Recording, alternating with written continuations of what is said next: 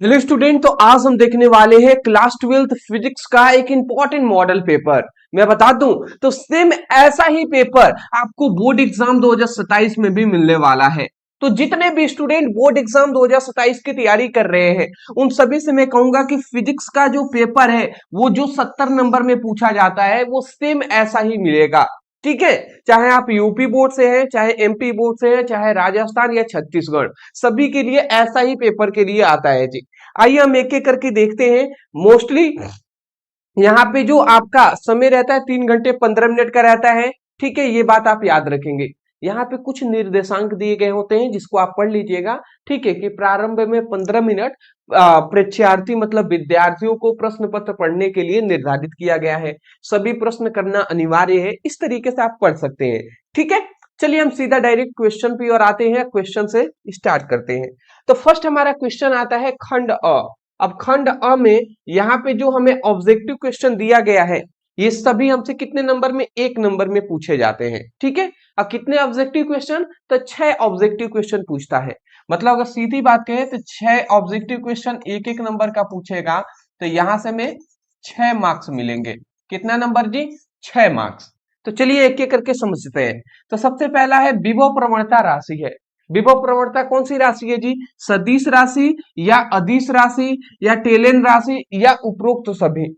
तो हम इतनी बेसिक बात जानते हैं कि विभव जो प्रवणता होता है उसमें क्या बताया जाता है कि दूरी में परिवर्तन के साथ साथ विभव में परिवर्तन की दर को, ठीक है, क्या कहते हैं, विभव प्रवणता कहते हैं। तो यहाँ पे विभव प्रवणता जो होता है वो एक सदिश राशि होता है। क्यों, क्योंकि इसमें दिशा की आवश्यकता होती है, इसलिए जी। ठीक है, ये बात आप हमेशा याद रखिएगा। ठीक है, अगला हमारा दूसरा क्वेश्चन आता है विशिष्ट चालकता। विशिष्ट चालकता का मात्रक क्या होता है, तो हम सभी जानते हैं विशिष्ट चालकता का मात्रक ओम इनवर्स और मीटर इनवर्स होता है, यही ना होता है जी। तो देख लीजिए यहाँ पे पहला ही ऑप्शन हमारा हो जाएगा ओम इनवर्स मीटर इनवर्स। तो ये हमारा हो जाएगा ऑप्शन। तो आशा करता हूँ ये बात आपको समझ में आ रहा होगा। और सबसे इंपॉर्टेंट बात ना, ये सब हमने करा दिया है। ये आपका सेकेंड चैप्टर का है टॉपिक, ये आपका थर्ड चैप्टर का है ये टॉपिक। तो आपको हमने लगभग 6 चैप्टरों तक का वन शॉट करा दिए हैं। अगर आपके हाफ ईयरली एग्जाम भी होने वाले हैं ना, तो उसके लिए हमने पहले से आपके कोर्सेज कंप्लीट करा दिए हैं। ये तो फाइनल एग्जाम के लिए हम सब क्वेश्चन करा रहे हैं आपको। ठीक है, फाइनल पेपर ऐसा ही आएगा, ये बात आप याद रखिएगा। ज्यादा बड़ा हो गया क्या भैया, फाइनल पेपर ऐसा ही आने वाला है, सभी स्टूडेंट याद रखेंगे। अब आता है हमारा, देखिए ग नंबर क्वेश्चन क्या कहता है। ग नंबर हमारा क्वेश्चन है कि एल बाई आर का बीमीय सूत्र है। अब कौन सा बीमीय सूत्र है, टी है या टी ए माइनस वन या टी माइनस वन या ए टी माइनस वन। तो हम इतनी बात जानते हैं एल आर का जो बीमीय सूत्र होता है वो टी होता है। अब सोच रहे होंगे सर कैसे होता है, तो सीधी बात है कि एल बाई आर, यही ना है जी, एल बाई आर। अब एल क्या है, एल है प्रेरकत्व और आर क्या है, आर है ओम। तो एल प्रेरकत्व का मात्रा क्या होता है जी, तो हेनरी होता है, हेनरी। और जो हमारा प्रतिरोध है इसका मान क्या होता है, इसका मात्रक होता है ओम। और जब आप हेनरी और ओम को इसको और तोड़कर अलग करेंगे तो अंत में जो आपका आएगा वो क्या आता है जी, अंत में जो आएगा वो समय आएगा जी, समय। ठीक है, अंत में जो आएगा वो मात्रक समय आएगा। तो एल बाई आर का जो हम कह सकते हैं मात्रक होता है वो क्या होता है, हेनरी बाई ओम भी होता है और दूसरी बात समय भी होता है। तो समय अंतिम हमारा प्रोडक्ट है, अंतिम हमारा वैल्यू है। ठीक है, मात्रक का। तो इसी से हमने समय को हम बीमीय सूत्र में टी से दर्शाते हैं, तो टी हमने लिख दिया। समझ में आ रहा है ना, एक एक करके समझ लीजिएगा। अगला हमारा आता है कि 600 नैनोमीटर तरंगदैर्घ्य का एक वर्णीय प्रकाश निर्वात से 1.5 अपवर्तनांक वाले माध्यम में प्रवेश करता है। तो माध्यम में इसका तरंगदैर्घ्य क्या होगा। अब कौन होगा तरंगदैर्घ्य, 400 एंगस्ट्रॉम या 450 नैनो, सॉरी 400 नैनोमीटर या 450 नैनोमीटर या 600 नैनोमीटर या 900 नैनोमीटर। तो सीधी बात है, इसको करना पड़ेगा। तो देख लीजिए यहाँ पे हमसे कह रहा है कि देखिए यहाँ पे हमसे कह दिया कि 600 नैनोमीटर तरंगदैर्घ्य, ठीक है, का एक वर्णीय प्रकाश, मतलब यहाँ पे सीधी बात क्या है ना, तो ये 600 नैनोमीटर जो है ये हमारा देहली आवृत्ति का मान दे दिया है, ये हमारा दे दिया 600 नैनोमीटर। ये नैनोमीटर में दिया है। उसके बाद यहाँ पे अपवर्तनांक को हम n से दर्शाते हैं, n का मान दे दिया है 1.5, ये दिया हुआ है। अब हमसे कह रहा है कि माध्यम में प्रवेश करता है तो माध्यम में इनका तरंग दैर्घ्य ज्ञात कीजिए। मतलब तरंग दैर्घ्य, माध्यम का तरंग दैर्घ्य ज्ञात करना है तो माध्यम के तरंग दैर्घ्य को लेमडा m से दर्शाते हैं। और लेमडा m इक्वल टू क्या होता है, lambda mu lambda naught by n होता है, तो ये हमने लिख दिया। अब इस पर मान रख देते हैं, तो मान रखेंगे तो क्या होगा जी, लेमडा m इक्वल टू 600 बटे n का मान क्या हो जाएगा 1.5, यही ना होगा जी। अब 15 चौको 60 होता है 15 चौको 60 ये पॉइंट में है ना, ठीक है। अगर आप इसको ऐसे भी करना चाहें तो सीधी बात है, अगर ऊपर 10 का गुणा नीचे 10 का गुणा करा देते हैं, ऐसे आप करा ही सकते हैं। तो ये तो हमारा 6000 हो जाएगा और ये हमारा 15 हो जाएगा। अब 15 से 15 चौको देखिए, 15 चौको 60, 15 चौको 60, ये 4 बार में, और 2 जीरो है तो 2 जीरो, तो टोटल हमारा आ जा रहा है 400। तो 400 ये हमारा नैनोमीटर इंश्योर हो जाएगा। कहाँ है जी 400, तो ये हमारा पहला ही ऑप्शन करेक्ट हो जाएगा 400। बात आप समझ रहे हैं ना, तो ये सब आपको आना चाहिए। ये सब हम न्यूमेरिकल जब करा रहे हैं तो आपको देख लेना चाहिए दोस्त। मैं तो सिर्फ इतना ही कहूंगा, पढ़ना जरूरी है, पढ़ना पड़ेगा। अब मैं यहाँ पे जो भी कंटेंट प्रोवाइड कर रहा हूँ ये सब आपके बोर्ड एग्जाम को पूरी फोकस के साथ में यहाँ पे कर रहा हूँ। वो हम इंपॉर्टेंट क्वेश्चन करा रहे हैं वन शॉट के माध्यम से, जो आपके पेपर में बार बार पूछे गए हैं। तो कहीं से भी आप पढ़े, बट जब हम आपके लिए वन शॉट लाए ना, तो एक सीरियस होकर, एक सीरियस स्टूडेंट की तरह आप उस वन शॉट की पढ़ाई करें, हर चीजों को छोड़कर। जहां भी आप पढ़ रहे हैं कोई दिक्कत नहीं है, बट उस सभी वीडियो को छोड़कर आपको वन शॉट की पढ़ाई करनी है। इसलिए क्योंकि हम आपको स्पेशली प्रूफ के साथ में कहता हूं ना, कि हम आपको प्रोवाइड करते हैं जो क्वेश्चन बार बार पूछे गए हैं एग्जाम में, प्रूफ के साथ। तो अगर मैं जिस तरीके से स्टडी करा रहा हूं वैसे अगर आप स्टडी करते हैं, मैं 100% कह सकता हूं कि आपको 85 से 95% लाने से कोई रोक नहीं सकता दोस्त, बशर्ते आप वैसा करें तो सही। अब मैं यहाँ पे सीना फाड़ के तो दिखा नहीं सकता कि हाँ भैया मैं सही कह रहा हूँ, आप पढ़ाई कर लीजिए। बशर्ते आप पढ़ाई कीजिए, विश्वास रखिए, आपको एक अच्छा हम तैयारी आपको करा देंगे, ठीक है ना। अगली बार हमने 7 बार रिवीजन कराया था पूरी फिजिक्स की, केमिस्ट्री का। इस बार भी हम उससे ज्यादा ही कराएंगे, उसकी टेंशन आप नहीं लीजिएगा। अगला हमारा क्वेश्चन आता है कि आधुनिक मात्रानुसार प्रकाश की प्रवृत्ति होती है। देखिए यहाँ पे कह रहा है कि प्रकाश की प्रकृति कैसी होती है जी, केवल तरंग प्रकृति, केवल कण प्रकृति, कण और तरंग प्रकृति दोनों, या इनमें से कोई नहीं। तो हम इतनी बात जानते हैं कि जब कोई भी कण अगर गति करता है तो वो कण की तरह भी व्यवहार करता है और तरंग की भांति भी व्यवहार करता है। यही ना बात बताया गया है जी। तो ये हमारा ऑप्शन क्या हो जाएगा, दूसरा, हमारा तीसरा सही हो जाएगा कि कण और तरंग दोनों के भांति व्यवहार करता है। अगर हमारा आता है कि अर्धचालक में वैद्युत चालन होता है। अर्धचालक में विद्युत धारा प्रवाहित कब होती है, किसके द्वारा होती है जी, तो ये बात आप याद रखेंगे कि कोटर और इलेक्ट्रॉन जब दोनों होते हैं ना, तो इनकी उपस्थिति में क्या होता है जी, विद्युत धारा, मतलब क्या होता है, वैद्युत चालन होता है। तो ऑप्शन हमारा ये हो जाएगा। अब ये आपको नहीं समझ में आ रहा है तो ये चैप्टर 14 मतलब 14 लास्ट वाला जो चैप्टर है उसका ये क्वेश्चन है। तो उसको जब हम कराएंगे ना इस चैप्टर को, तो आपको समझ में आएगा। मोस्टली अभी हमारा खंड क समाप्त हो गया है, अब हमारा आता है खंड ख। अब यहां से हमारे क्वेश्चन स्टार्ट हो रहे हैं। अब यहाँ पे भी हमसे 6 नंबर के क्वेश्चन पूछेगा, एक एक नंबर के, यहाँ से भी 6 मार्क्स का। अब देख लीजिए ये एक एक नंबर वाला भी क्वेश्चन आपको आ रहा है या नहीं, यही आपको देखना है।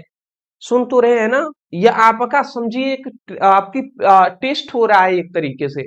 मैं भले ही यहाँ पे क्वेश्चन का आंसर बता रहा हूं, बट आप देखिए कि आप अपना मूल्यांकन कीजिए कि आपको क्वेश्चन का आंसर आ रहा है या नहीं आ रहा है। अगर नहीं आ रहा है तो आप समझ जाइए पढ़ने की आवश्यकता और भी ज्यादा है, ठीक है। चलिए जी आइए, तो पहला कह रहा है कि गतिशील आवेश से कौन कौन सा क्षेत्र, कौन कौन से क्षेत्र उत्पन्न होते हैं।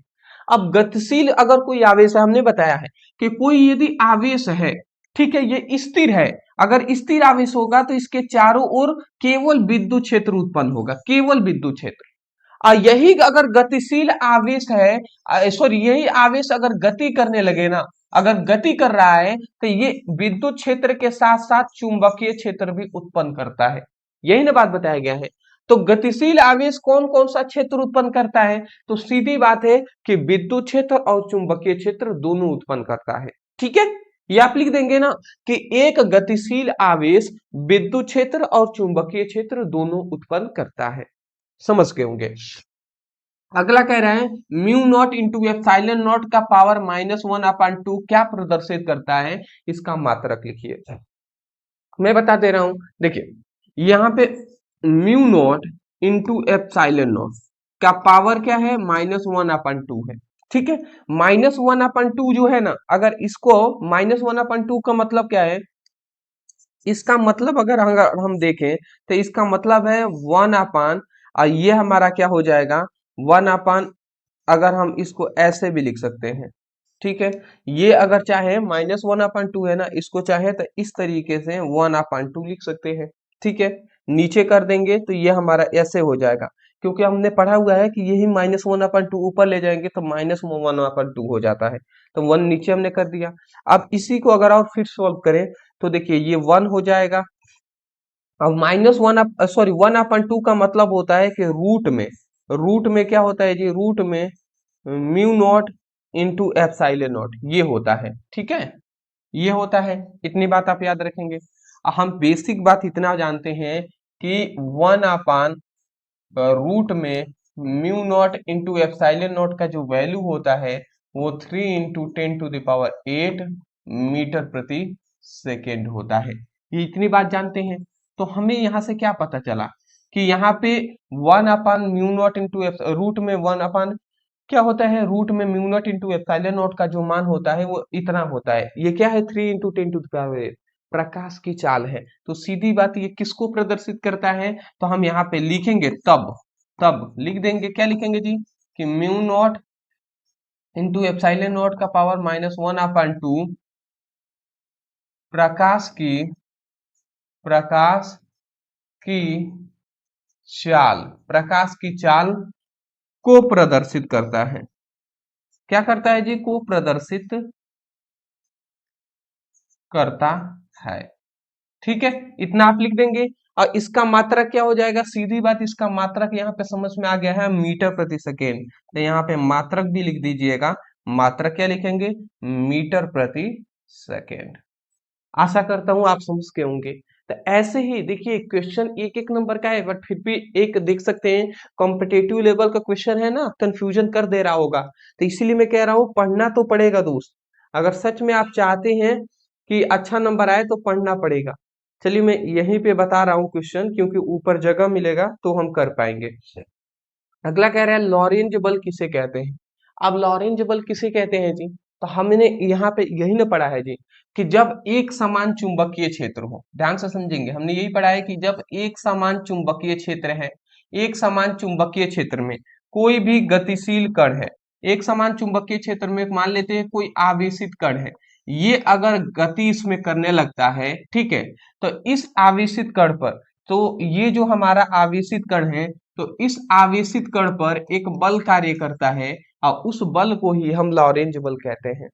तो हमने क्या बताया कि जब एक समान चुंबकीय क्षेत्र में कोई गतिशील आवेश, ठीक है, गति करता है, ठीक है, या ऐसे कह सकते हैं कि एक समान चुंबकीय क्षेत्र में गतिशील आवेश पर लगने वाले बल को लॉरेंज बल कहते हैं। ठीक है, तो परिभाषा हम लिखेंगे नहीं यहाँ पे। अब यहाँ पे मैं मोस्टली बोल ही दे रहा हूं, वही बहुत है। तो सीधी बात है, जितना छोटा हो सकता है उसको हमने बता दिया कि एक समान चुंबकीय क्षेत्र में गतिशील आवेश पर लगने वाले बल को लॉरेंज बल कहते हैं। और लॉरेंज बल का यहाँ पे दो आप फॉर्मूला मोस्टली याद रखेंगे, एक होता है F=Q_V_B sin थीटा, ये आप याद रखिएगा। जहां Q क्या है? आवेश है, गतिशील कण पर जो आवेश होगा। V क्या है? इसका जितना वेग है वो है। B क्या है? चुंबकीय क्षेत्र है। और साइन थीटा क्या है? तो बल और चुंबकीय क्षेत्र के बीच लगने वाला या बनने वाला क्या है जी? कोण है। तो इन सभी बातों को आपको क्या करना है? याद रखना है जी। ठीक है, ठीक है। और यहाँ पे एक और फॉर्मूला आप याद रख लीजिएगा, लॉरेंज बल का तो दो फॉर्मूला हम बता दे रहे हैं। एक होता है F is equal to Q plus Q into plus क्या होता है ई सदिश, फिर भी सदिश और प्लस बी सदिश। ये आपको इतना ये भी याद रखना है।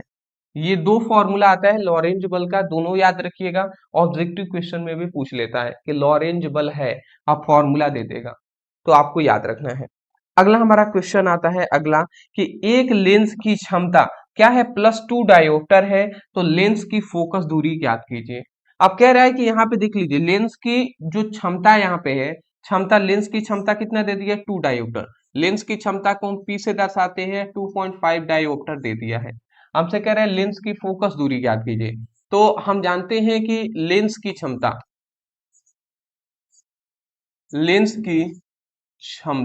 और लेंस की क्षमता क्या होता है, P इक्वल टू 1/f होता है। ये फॉर्मूला हम जानते हैं। हमें चाहिए किसका मान, कि फोकस दूरी का, मतलब इस f का मान चाहिए। तो इन दोनों को पक्षांतर कर देंगे तो f इक्वल टू क्या होगा, 1/p हो जाएगा। और ये f इक्वल टू ये 1 हो गया। अब p का मान 2.5 है तो 2.5 रख दिए। अब 2.5 को अगर हम इसको करते हैं तो अगर 2.5 में 1 का गुणा करेंगे तो कितना आ जाएगा, 0.4 आ जाएगा। 25 चौको, हाँ 0.4 आ जाएगा। तो 0.4 यहाँ पे ये मीटर हो गया। अगर या हम यहाँ पे सेंटीमीटर में करना चाहें तो सेंटीमीटर में क्या हो जाएगा जी, 100 से हम गुणा करा देंगे तो ये हमारा 40 सेंटीमीटर हो जाएगा। समझ रहे हैं, तो या तो ये भी बोल सकते हैं, ये भी बोल सकते हैं, सब सही है जी, सब सही है। ठीक है, तो स्क्रीनशॉट आप ले लीजिए, फिर हटा देते हैं। इन सभी क्वेश्चन को हम सॉल्व इसीलिए कर आ रहे हैं कि इससे आपकी बेनिफिट हो, आप समझ सकें। ठीक है, देखिए कितना टाइम हो गया। चलिए जी, अच्छा चलिए अगला हमारा क्वेश्चन आता है कि nवीं कक्षा में घूमते हुए इलेक्ट्रॉनों का कोणीय संवेग कितना होता है। देखिए nवीं कक्षा मतलब n कक्षा में अगर कोई भी इलेक्ट्रॉन घूम रहा है तो उसके लिए nवीं कक्षा के लिए हमसे पूछा जा रहा है, ठीक है, कि कोणीय संवेग कितना होगा। तो यहाँ पे अगर देखिए nवीं कक्षा किसे कहते हैं, मान लेते हैं ये हमारा नाभिक है, नाभिक के चारों ओर ये हमारी कक्षाएं हैं। ठीक है, नाभिक के चारों ओर ये हमारी क्या है जी, ये हमारी कक्षाएं हैं। तो सबसे लास्ट वाली कक्षा जो होता है उसी को nवीं कक्षा कहते हैं, एन कक्षा कहते हैं। तो हमें सीधी बात कह रहा है कि अंतिम जो कक्षा है तो उसमें घूमते हुए इलेक्ट्रॉनों का कोणीय संवेग कितना होगा। तो कोणीय संवेग के लिए एक फॉर्मूला होता है, उसको याद रखेंगे। यहाँ पे बताया भी गया है, मैं इसको इरेज करके बता दे रहा हूँ। यहाँ पे बताया गया है कि बोर के क्वांटम संख्या, ये हमारा घड़ी घर के, चलिए हम यहीं पे लिख देते हैं। ठीक है, यहाँ पे हम उत्तर लिख दे रहे हैं, उत्तर बोर के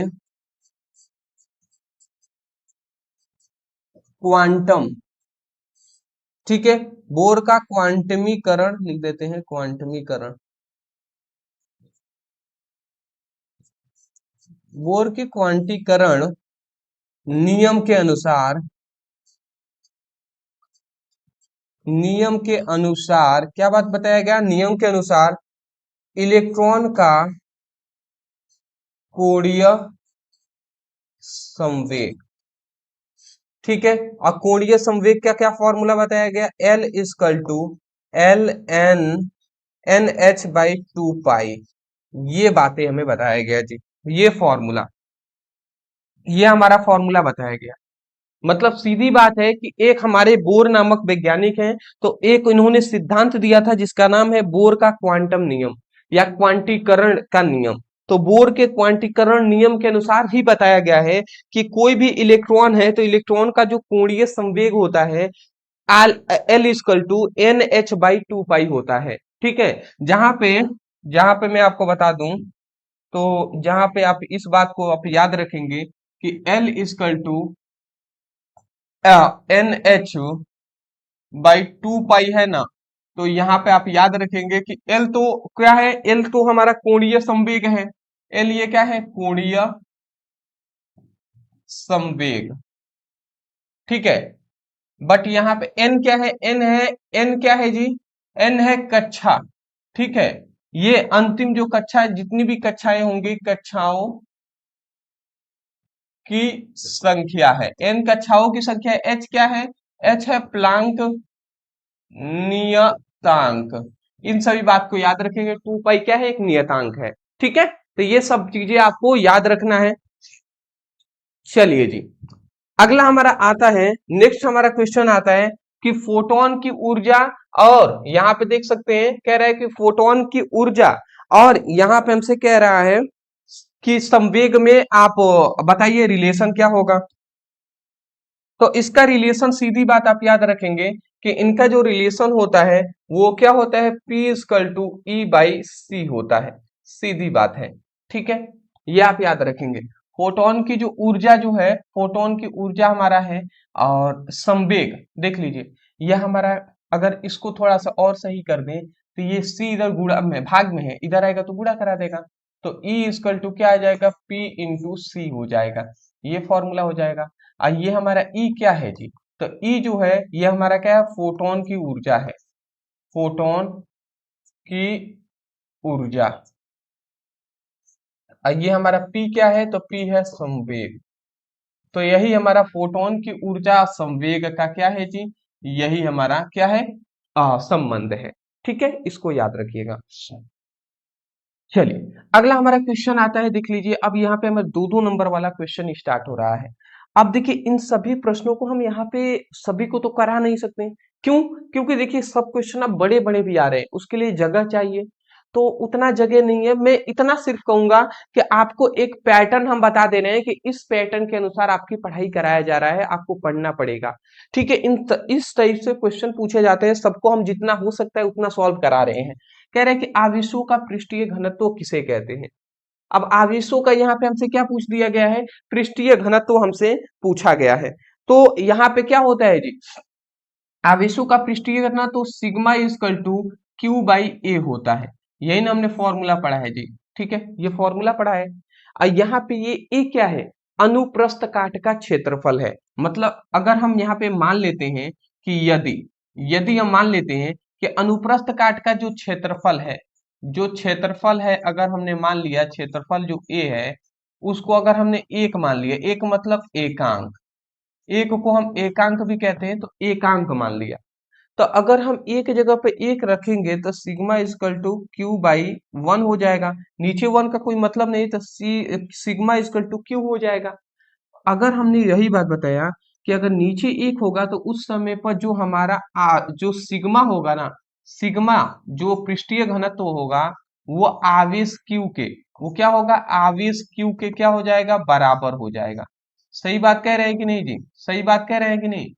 तो यहां से हम परिभाषा भी ये कह सकते हैं, क्या कह सकते हैं जी, आवेशों का पृष्ठीय घनत्व का हम ये कह सकते हैं कि एकांक अनुप्रस्थ काट के क्षेत्रफल वाला चालक तार में प्रवाहित आवेश को हम क्या कहते हैं, हम कहते हैं उसी को पृष्ठीय घनत्व।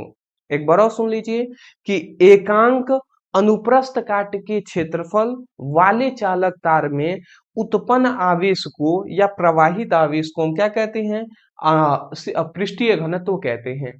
तो ये सब हमने बताया है किस तरीके से परिभाषा किया जाता है, मैं आशा करता हूं समझ रहे होंगे, ठीक है। तो इसको आप याद रखेंगे, ठीक है। इरेज कर दूं, हम इसको इरेज कर दे रहे हैं। अगला हमारा क्वेश्चन क्या आता है, अगला आता है एसआई पद्धति में एल बाई आर का मात्रक एवं बीमा क्या होगा। अरे ये तो ऑब्जेक्टिव क्वेश्चन में हमने बताया है कि इसका क्या होगा जी, एल बाई आर जो होता है, तो जहां एल क्या है, एल क्या है, प्रेरकत्व, ये प्रेरकत्व है, ये आर क्या है, आर है हमारा प्रतिरोध। तो अगर हम इसका मात्रक के अनुसार देखें तो एल बाई आर का मात्रक क्या होगा, इसका तो हेनरी हो जाएगा, हेनरी। इसका अगर मात्रक के अनुसार देखें तो इसका तो हो जाएगा हेनरी, और इसका हो जाएगा ओम। हेनरी ओम को हम सॉल्व करते हैं तो इसका आता है अंत में समय, और समय जो हमारा हो जाएगा, तो ये हमारा एल बाय आर का मात्रक क्या हो जाएगा, समय का मात्रक क्या होता है, सेकेंड होता है। तो हेनरी और इसको दोनों को सॉल्व करेंगे तो लास्ट में हमारा जो मात्रक आएगा वो सेकेंड आ जाएगा, तो ये हमारा याद रखेंगे। सेकेंड क्या होगा, इसका मात्रक होगा। दूसरी बात, इसका बीमा क्या होगा। अब सेकेंड को मतलब सेकेंड क्या है, समय से प्रदर्शित करता है। अब समय को हम क्या किससे प्रदर्शित करते हैं, समय को हम टी से दर्शाते हैं, तो ये टी इसका क्या होगा, बीमिया हो जाएगा सूत्र। तो ऐसे तो आप बोल ही देंगे ना, बिल्कुल बोल देंगे जी। तो इस तरीके से आपको क्या करना है, इन सभी को याद करना है। अगला देखिए, यहाँ पे हमारा एक न्यूमेरिकल दे दिया गया है, ठीक है। अगला देखिए, एक एएमयू का समतुल्य ऊर्जा कितनी होगी, ये पूछा जा रहा है। या अथवा में हमें संधि डायोड के अवक्षेप परत हांसी स्तर पर क्या से आप क्या समझते हैं, तो ये क्वेश्चन हमसे पूछ लिया। तो इस टाइप से क्वेश्चन हमें पूछे जाएंगे। अगला देखिए, अब यहाँ से हमारा 3 नंबर वाले भी क्वेश्चन स्टार्ट होंगे।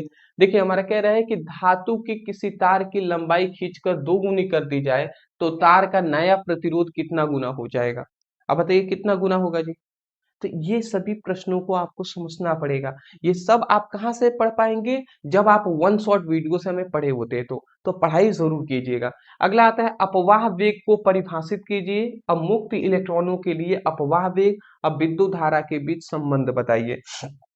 तो ये एक संबंध होता है, ये भी बताना है। अपवाह वेग क्या होता है, मुक्त इलेक्ट्रॉनों के दो सतत टक्करों के बीच के औसत वेग को अपवाह वेग कहते हैं। तो ये सब बताए हुए हैं। किसी धारावाही वृत्ताकार कुंडली के केंद्र पर उत्पन्न चुंबकीय क्षेत्र की तीव्रता, ये एक इंपॉर्टेंट डेरिवेशन है। अगर आपको पढ़ना है तो इतना लिखकर अब ब्रदर सर लिखकर सर्च कर लीजिए, वीडियो हमारा मिल जाएगा, ठीक है। अब इसको अब हम यहाँ पे कैसे करा पाएंगे डेरिवेशन, कम से कम आधा घंटा लगेगा, तो यहाँ पे तो उतना समय है नहीं। अगला आता है हाइड्रोजन परमाणु में इलेक्ट्रॉन नाभिक के चारों ओर इतना, मतलब सीधी बात कहें ना तो ये हमारा एक न्यूमेरिकल है। न्यूमेरिकल अभी तक हमने 3 चैप्टरों का करा दिए हैं। तो अगर अभी तक 3 चैप्टर का न्यूमेरिकल नहीं पढ़े हैं तो पढ़ाई कर लीजिएगा, ठीक है, ये आपसे रिक्वेस्ट है, ठीक है। अगला हमारा आता है स्नेल का नियम क्या होता है। अब स्नेल का नियम जब चैप्टर 9 या 10 पे हम पढ़ेंगे तब उसमें आपका स्नेल का नियम भी बताया जाएगा, ठीक है। स्नेल का नियम किसे कहते हैं जी, किसी माध्यम का जो अपवर्तनांक होता है, जब अपवर्तनांक का परिभाषा किया जाता है ना, तो उसी समय पर उसी को स्नेल का नियम कहते हैं। मतलब वायु या निर्वात में प्रकाश की चाल और किसी माध्यम में प्रकाश की चाल के अनुपात को अपवर्तनांक कहते हैं, और इसे ही हम स्नेल का नियम भी कहते हैं। तो आएंगे हम चैप्टर 9 में ना, तो हम कराएंगे, अभी चैप्टर 6 तक ये है, चैप्टर 6 तक आपको तैयार कर लेना है, ठीक है। अगला हमारा आता है कांच एवं हीरे का अपवर्तनांक कितना है। देखिए ये भी हमारा एक क्या है जी, एक न्यूमेरिकल है। फिर वर्ण विक्षेपण क्षमता किसे कहते हैं, इसकी सूत्र अपवर्तनांक। अब वर्ण विक्षेपण क्षमता भी 9 चैप्टर में है, ठीक है। तो ये सब देख लीजिए कैसे क्वेश्चन पूछा जाता है, ये एक इंपॉर्टेंट डेरिवेशन है। जब डेरिवेशन हम करा रहे हैं तो आप नहीं देख रहे हैं तो मेरी गलती नहीं है, मैं अपना काम कर दे रहा हूँ, आप देखिए आप कर रहे हैं या नहीं। अगला हमारा आता है डी ब्रोगली तरंगदैर्घ्य के लिए सूत्र का। अब देखिए ये चैप्टर 8 जब हम पढ़ाएंगे ना, विद्युत चुंबकीय तरंगे, तो इसको पढ़िएगा, उसमें हम डी ब्रोगली तरंगदैर्घ्य का सूत्र हम पूरा बताएंगे। तो वन शॉट मैं हर बार कह रहा हूं कि वन शॉट की जब स्टडी कराया जाए, हर हालत में वन शॉट की से स्टडी आपको करना है, हर हालत में। कोई भी देखिए कहीं से भी पढ़े कोई दिक्कत नहीं है। आप 15 मिनट में पूरा फिजिक्स कंप्लीट करने वाला वीडियो देखे या एक दिन में पूरा फिजिक्स हो, वो सब देखिए, बट जब आप सीरियस होकर यहाँ पे पढ़ रहे हैं तो आप पढ़ाई जरूर कीजिएगा। अगला आता है आइंस्टीन का वैद्युत प्रकाश का नियम को समझाइए। फिर कह रहा है पीएन संधि डायोड के लिए कहा जा रहा है कि अग्र अभिनत अपश्चम अभिनत इन दोनों को स्पष्ट करना है, 5 नंबर का क्वेश्चन है। या खंड अब यह आ गया। अब देखिए यहाँ पे वैद्युत क्षेत्र में अच्छी स्थिति से, अब अच्छी स्थिति के लिए विद्युत क्षेत्र की तीव्रता कराए हैं कि नहीं कराए हैं, चैप्टर 1 में करा दिए हैं। फिर यहाँ पे हमारा रहा है कि गॉस का प्रमेय। अब गॉस के प्रमेय की सहायता से मैं ये फॉर्मूला प्रूफ फॉर न्यूमेरिकल करना है। तो न्यूमेरिकल हमने चैप्टर 1 में ये सब करा दिए हैं, इस टाइप का न्यूमेरिकल। आप चैप्टर 1 का न्यूमेरिकल तो देखिए, सभी का लिंक डिस्क्रिप्शन बॉक्स में फिजिक्स के नाम से मिल जाएगा, उस पर क्लिक करेंगे ना, न्यूमेरिकल और वन शॉट सबका वीडियो मिलेगा। अगला आता है अन्योन प्रेरण गुणांक। ये तो अभी हमने चैप्टर 6 में ही कराया हुआ है, न्यूमेरिकल न्यूमेरिकल तो नहीं कराया है, बट अन्योन प्रेरण गुणांक क्या होता है ये सब बताए हुए हैं, तो उसको पढ़िए। फिर यहाँ पे देखिए एक ये भी हमारा क्या आता है, डेरिवेशन आता है, ठीक है। फिर हमारा हाइगेन्स के द्वितीयक तरंगिकाओं के सिद्धांत पर आधारित अपवर्तनांक की व्याख्या करना है। ये 5 नंबर का बड़ा टॉपिक है, ठीक है। ये भी हम आपको हाइगेन्स के द्वितीयक तरंगिकाओं का सिद्धांत जब आपका 8 चैप्टर पढ़ाएंगे तो उसमें आ जाएगा। फिर हमारा आता है यहाँ पे दूरदर्शी। ठीक है, अब देखिए यहाँ पे एक परिभाषा कह रहा है कि विभेदन क्षमता क्या है, फिर न्यूमेरिकल ऐड कर दिया 5 नंबर का। फिर से बोर के परिकल्पनाएं क्या होती है, बोर का परमाणु मॉडल, उसके बारे में पूरा एक्सप्लेन करना है। फिर यहाँ पे पीएन संधि डायोड के लिए पूर्ण तरंग दृष्टिकारी, ये पूरा आपको तैयार करना है। सब 5-5 नंबर वाले हैं, तो इन सभी को आपको तैयार करना है दोस्त। तो ये था हमारा, इस टाइप से हमारा इतना हार्ड टाइप का भी क्वेश्चन आपसे पूछा जाता है। और ये बहुत क्वेश्चन हार्ड नहीं है, इससे भी हार्ड हार्ड आपसे क्वेश्चन पूछे जाएंगे और पूछा जा रहा है। तो मैं सीधी बात कहूंगा, आज आपने देखा मॉडल पेपर किस तरीके से आपका पेपर आएगा, तो मैं इतना ही कहूंगा, इस टाइप के क्वेश्चन को तैयार कीजिए, सीरियस हो जाइए अभी से भी, अभी भी समय है दोस्त, पढ़ाई कर लीजिए। ठीक है, डिस्क्रिप्शन बॉक्स में लिंक है, आप जाइए, यहाँ से पहले आप 1 शॉट की पढ़ाई करें चैप्टर वाइज। चैप्टर 1 पढ़े, फिर चैप्टर 2, चैप्टर 3, चैप्टर 4, इस तरीके से आप पढ़ते हुए चैप्टर 6 तक पढ़ लीजिए। फिर केमिस्ट्री का भी चैप्टर 1 से चैप्टर 4 तक पढ़ाई कर लीजिए। ठीक है, थैंक यू जी, कल मिलते हैं एक नए टॉपिक के साथ एक नए वीडियो में। ठीक है, चैनल पे नए हैं तो चैनल को सब्सक्राइब जरूर करके नोटिफिकेशन बेल को ऑन जरूर कर लीजिएगा, जिससे कि कोई भी वीडियो मिस ना हो सके। ठीक है, थैंक यू जी।